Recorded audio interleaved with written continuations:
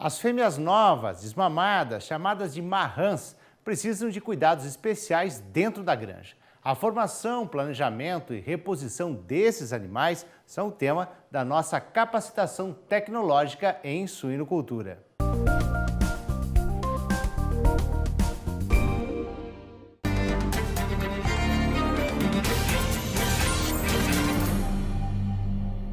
Bom, nessa aula nós vamos falar sobre a preparação de marrãs, uma parte fundamental para que se tenha um bom resultado reprodutivo nas granjas. Então o tema que nós vamos focar é o caminho para a eficácia reprodutiva. Quando a gente fala na preparação de marrãs, em muitas granjas esse tema ainda tem sido deixado de lado, tem sido negligenciado.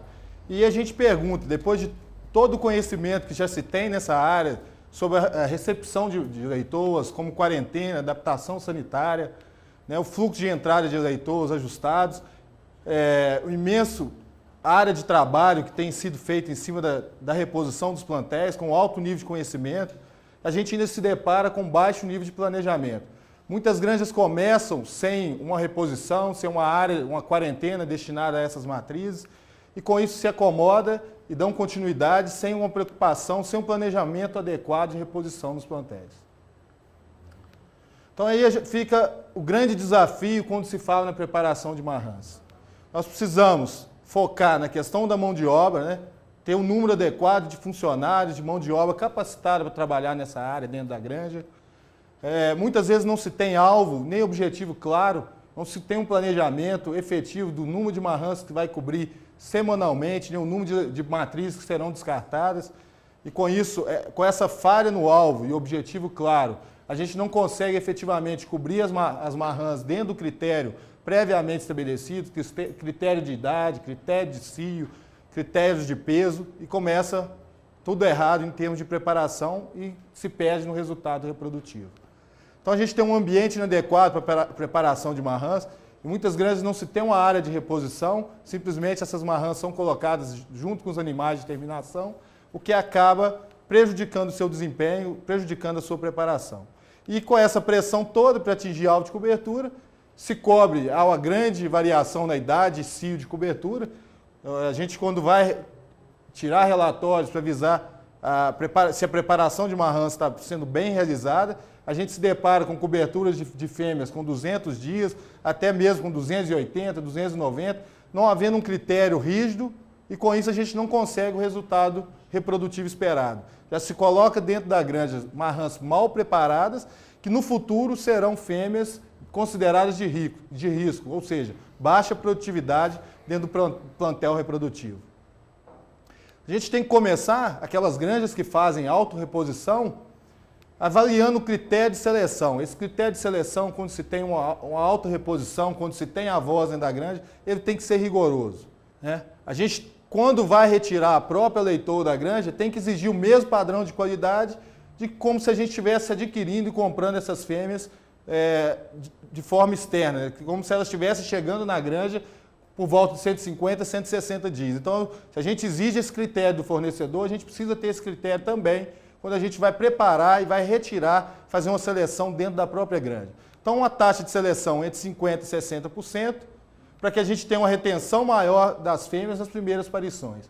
A gente tem como alvo hoje que 70% das marrãs das fêmeas permaneçam pelo menos 3 parições dentro do plantel. Com isso, a gente aumenta efetivamente a produtividade dessas fêmeas e consegue um retorno econômico sobre as mesmas. Então, a gente vai garantir uma longevidade maior, um plantel girando com 3,5 partos e aumentando a produtividade. A gente consegue reter o maior número de leitoas, com isso a gente tem um maior percentual de fêmeas na faixa de maior produtividade, que é de terceira a sexta aparição, onde a gente busca que 50% do nosso plantel esteja nessa faixa, uma faixa onde você tem o maior número de nascidos com qualidade e com o menor número de natimortos. Então a gente hoje, em alguns plantéis que a gente se depara com esse resultado, né? As fêmeas já entrando no ciclo 1 com um alto número de nascidos, e esse resultado se mantém por todas as outras parições. Para isso, muito importante o planejamento efetivo das coberturas, determinar para a minha granja qual a melhor condição de se cobrir, qual o cio que efetivamente me traz o melhor resultado, qual o peso que essas fêmeas estão sendo cobertas dentro dessa granja e qual a idade que elas estão sendo cobertas. A gente procura um plantel com essa estabilidade, não havendo mais aquela síndrome que a gente chamava de síndrome de segundo parto, no qual a fêmea havia uma queda abrupta no número de nascidos no segundo parto, perdendo em produtividade. E muitas vezes, com a baixa eficiência reprodutiva nos primeiros ciclos, a gente acaba eliminando fêmeas por produtividade, considerando que são fêmeas de baixa produtividade, muitas vezes são fêmeas que não foram adequadamente preparadas. Então a gente começa algumas fotos só para ilustrar o critério de seleção, a importância de se ter um correto seleção para aprumo, que as fêmeas são cobertas e começam a gestar, aumenta o peso dessa matriz.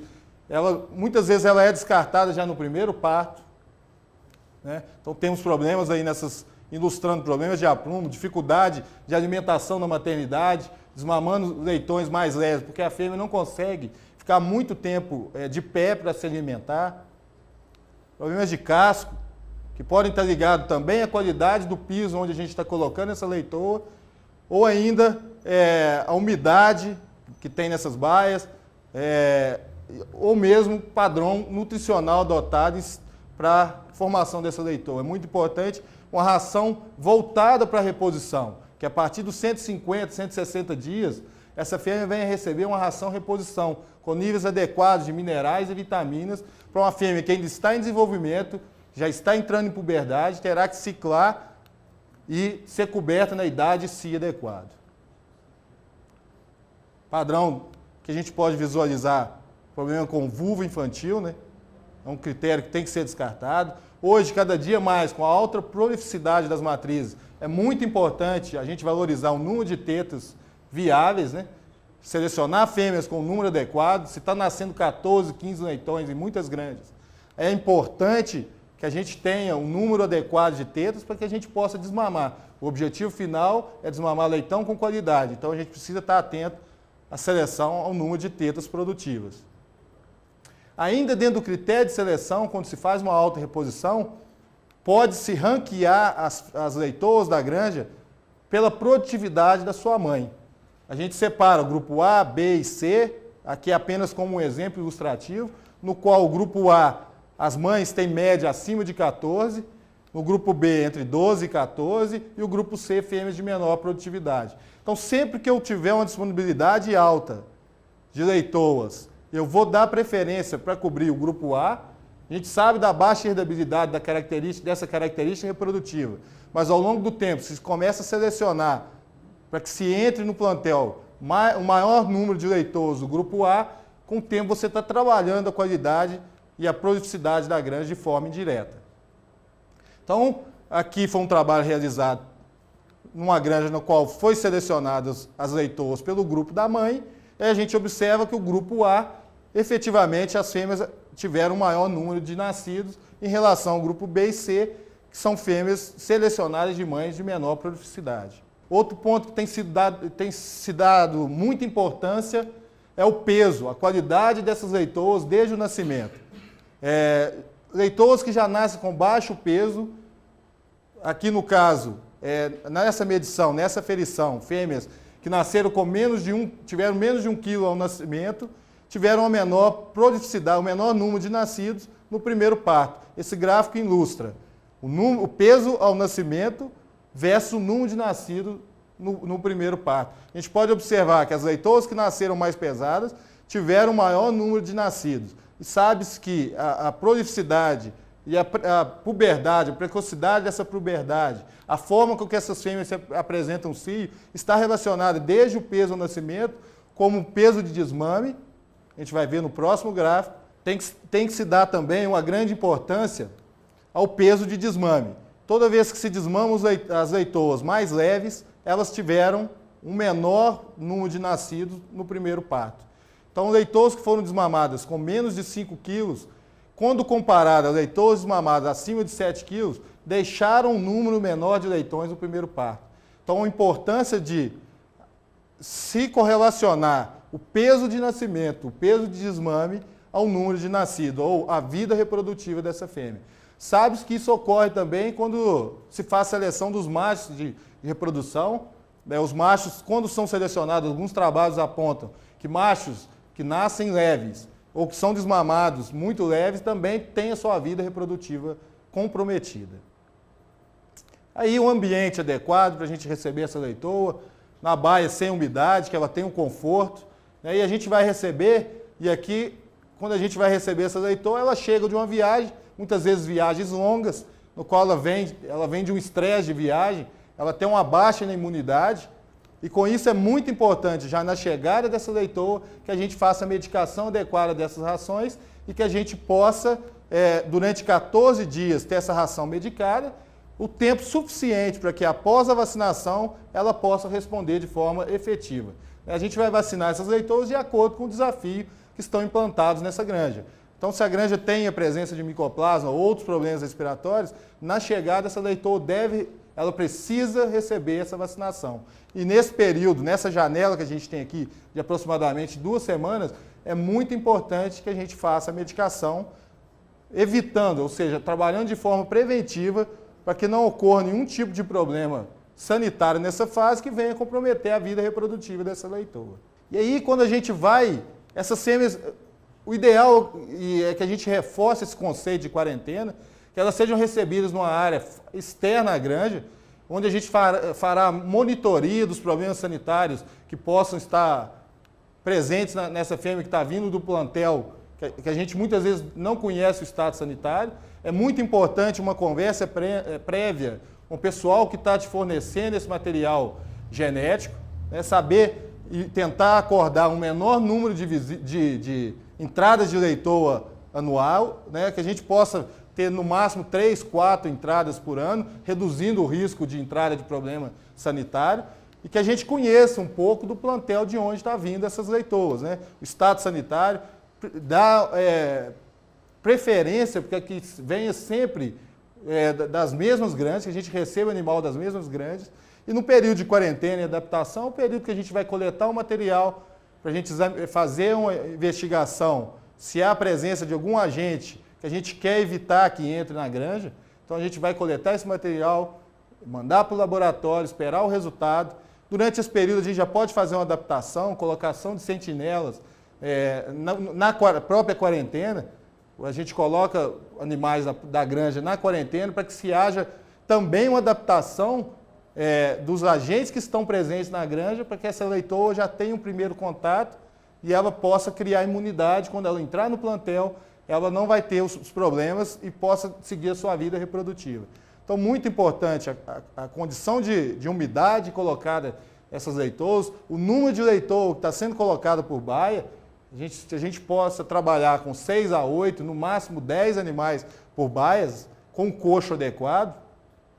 Não trabalhar numa situação como essa, a gente começa a perder a qualidade do estímulo de cio, começa a ter problemas de casco, um ambiente totalmente inadequado para a preparação de uma leitoa. Então, por que a leitoa é tão importante? Por que esse conceito de reposição e preparar bem essas leitoas é tão importante? Porque vai influenciar no desempenho reprodutivo ao longo da vida útil dessa fêmea. E ele também vai influenciar na taxa de retenção. Se a gente fez uma boa preparação, fez uma boa adaptação, respeitou todos esses critérios, a fêmea ficará mais tempo de forma produtiva dentro do plantel. Ou seja, o retorno econômico dessa fêmea que vai entrar no plantel, a gente vai estar garantizando esse resultado. Então, o que a gente espera de uma marrã?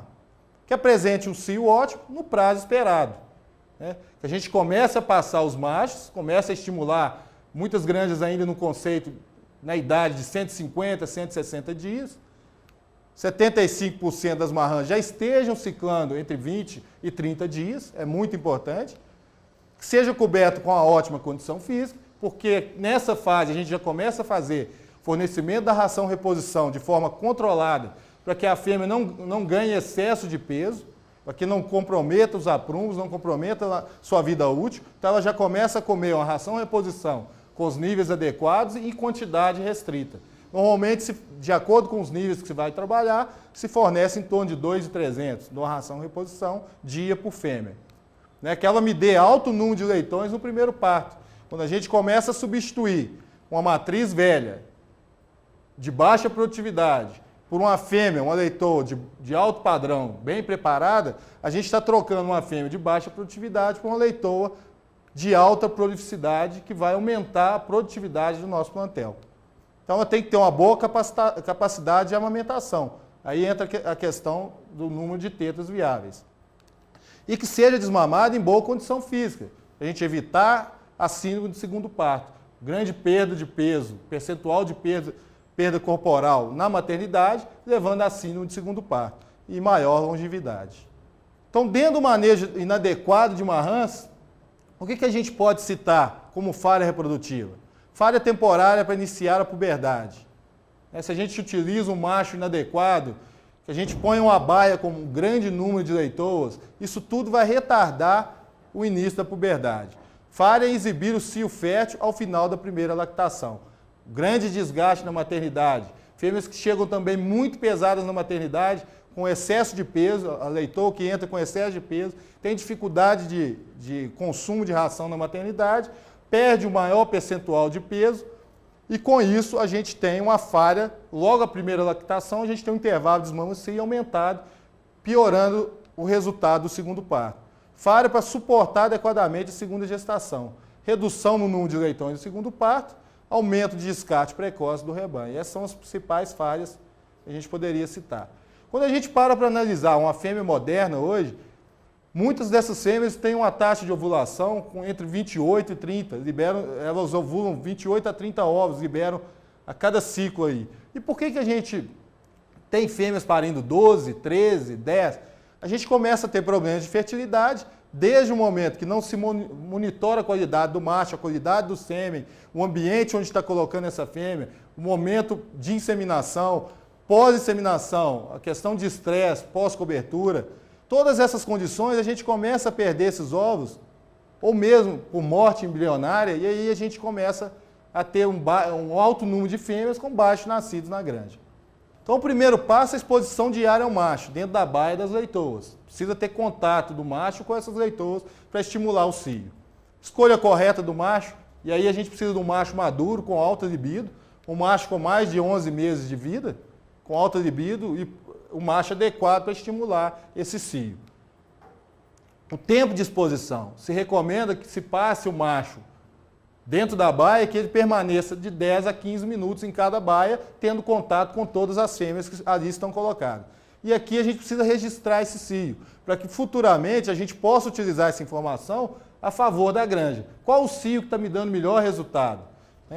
Então e aí eu posso tirar um mapa de disponibilidade de leitoa, no qual eu tenho a semana e o cio que eu quero cobrir, e eu posso programar melhor. Então eu preciso de meta. Alto percentual de leitoas ciclando, no mínimo 75% das leitoas com cio registrado quando eu começo a passar o macho. Aí essa figura para ilustrar a questão da utilização do macho adequado. O macho que leve ao estímulo e traga essa fêmea para ciclar.